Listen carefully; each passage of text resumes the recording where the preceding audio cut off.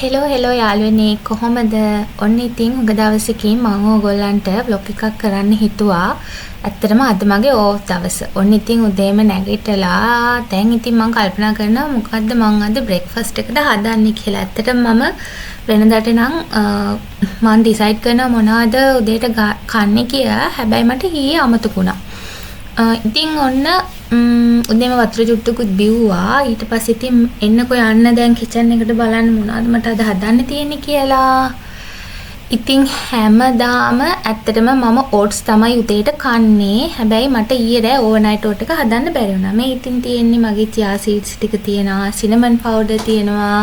ඉතින් මගේ ඕට්ස් ටිකක් තියෙනවා. ඉතින් අපි දැන් ක්වික් බ්‍රෙක්ෆාස්ට් එකක් හදාගන්න බලමු. ඔන්න ඉතින් මං හිතුවා ඔයගලන්ට පෙන්නන්න මගේ බ්‍රෙක්ෆාස්ට් එක හදන විදිහ අදත්. ඔන්න ඉස්සෙල්ලාම මම මගේ චියා සීඩ්ස් ටික ගන්නවා. අරගෙන ඉවරලා ඒකෙන් ඔන්න 1 tablespoon වගේ දාලා වතුර ටිකක් දාලා අපි ඒක හොඳට සෝක් කරගන්න ඕන. විනාඩි 5ක් 10ක් විතර තිබ්බහම ඇති. ඇත්තටම මං අනිත් ටික හදාගන්නකම් මේක සෝක් වෙන්න ඉස්සෙල්ලම තියෙනවා. එතකොට ඉතින් මං කෑම එක හදලා ඉවර වෙනකොට ඒක සෝක් වෙලා තමයි තියෙන්නේ. ඉතින් මේ විදිහට තමයි ඒක වතුර චුට්ටක් දාලා කන්ටේනර් එකකට අපි පැත්තකින් ඉතින් තියාගන්න ඕන. ඉතින් හොඳට චුට්ටක් කලවම් කරන්න ඕන. ඇත්තටම කට්ටිය බලනවා ඇති ඇයි මේ චියා සීඩ්ස් ගන්න කියලා. චියා සීඩ්ස් කියන්නේ ඇත්තටම මේ හොඳ ෆයිබර් සෝස් එකක්. ඉතින් ඇත්තටම මේක කෑවහම මේ අපි බඩගින්න චුට්ටක් මේ ගොඩක් වෙලාවට අඩු වෙනවා. ඉතින් මේ දෙන්න මගේ හැමදාම මං උදේට ගන්න ඕට්ස් එක.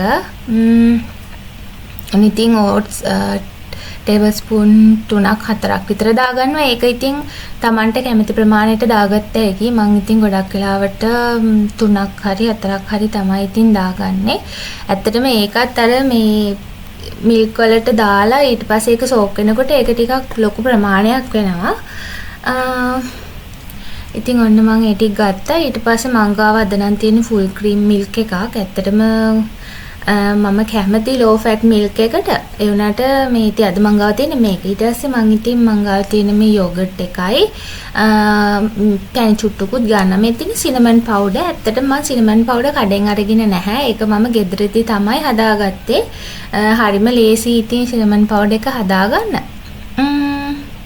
ඉතින් මේ තියෙන හරිම ලස්සනයි මාරම සුවඳයි ඒක. මේ ඉතින් ඔන්න ඊට පස්සේ මම මගේ ඕට්ස් ටිකට ෆ්‍රෙෂ් මිල්ක් ටිකක් ඇඩ් කරලා ඒකට සිනමන් පවුඩර් ටිකකුත් දාගත්තා. ඊට පස්සේ ඉතින් ඇත්තටම සිනමන් පවුඩර් දැම්මයි කියලා එහෙම ලොකු කුරුඳු රහක් එන්නේ නැහැ. හැබැයි ඒක ගොඩක් හෙල්දි. ඉතින් කොලෙස්ටරෝල් ඒ වගේ දේවල් වලට හොඳයි කියලා කියනවනේ නේද?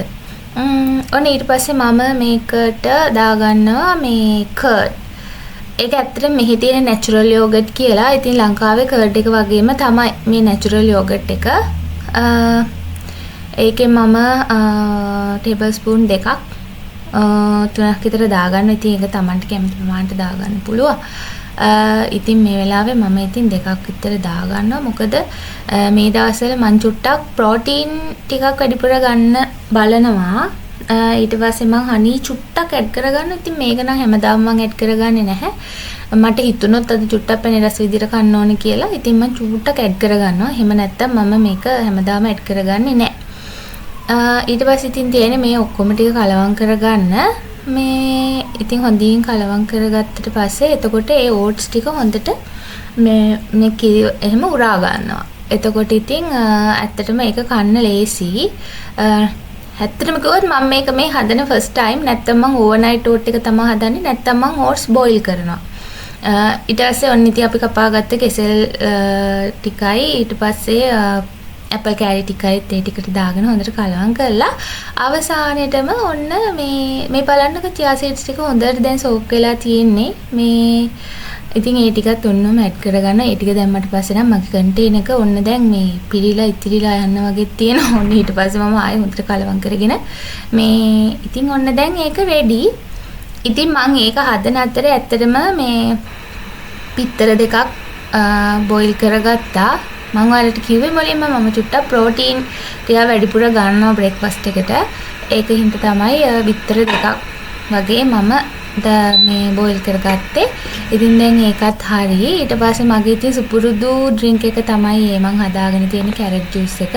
මම ඒක කලින් වීඩියෝ එකේ ඔයගලන්ට දාලා හදන විදිය. මේ ඉතින් තමයි මගේ බ්‍රේක්ෆාස්ට් එක. ඉතින් ඔෆ් ඩේ එකේ ඔන්න ඕක තමයි මගේ පළවෙනි බ්‍රේක්ෆාස්ට් එක. Thanks for watching. ගිහින් එන්නම්. Bye bye.